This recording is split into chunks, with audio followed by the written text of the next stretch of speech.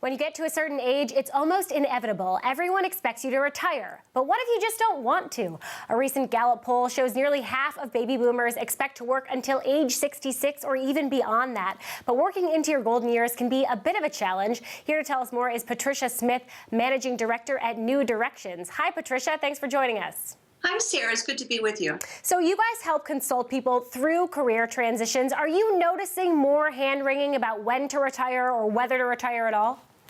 Oh, absolutely. We've been doing this since the mid-90s, but it's increasing certainly now. There's 78.4 baby boomers, and so many of them will continue the next decade or two to be concerned about when or if they want to retire. Now, it's interesting, there is some survey data about why people are saying they want to keep working. And when you look at the reasons, 67% say they want to stay active and involved. 51% say they enjoy working. It's not till you get down to 47% that they say need money to make ends meet. So obviously, for certain people, it's not a choice. They feel like they need to keep working for their finances. But if it is optional, how do you figure out if you actually want to keep working?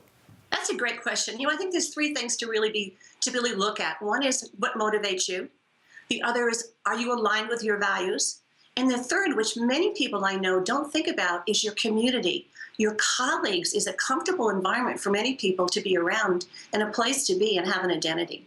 Now, Patricia, the other thing is there are a lot of employers who are going to expect you to retire. Your boss is going to expect you to retire. If you're that far along in your career, you might be a higher paid employee. They might be wanting you to retire so that they have that money for other salaries. How do you address that within the workplace?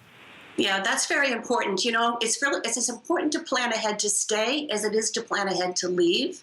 And there's some things to consider. And one is, there is obviously more likely an assumption if you're in your 50s, 60s, or 70s that others might think and assume that you're going to be leaving and retiring in the next year or two. But if that's not the case, you want to find ways to, in a subtle way, bring it up at coffee conversations or certainly at your annual review to really show the energy and commitment that you're very interested in taking on more projects and plan to stay. Yeah, now it's one thing to make it clear to your boss, but Patricia, do your clients ever say it's awkward to talk to their spouses or their family members about it? I mean, how do you say, hey, honey, sorry, I don't want to spend my retirement with you. I would rather just keep going to the office. That certainly does happen. And it's very important, I think, to do it as soon as possible. Those conversations take time to process.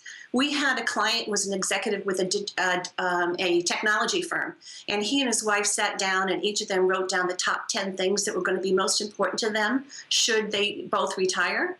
And then they shared the list with each other, and not one thing was the same on each other's list. So that began their conversation. All right, definitely important to get on the same page there. Patricia, lots of good advice. Thanks very much for joining us. Thank you.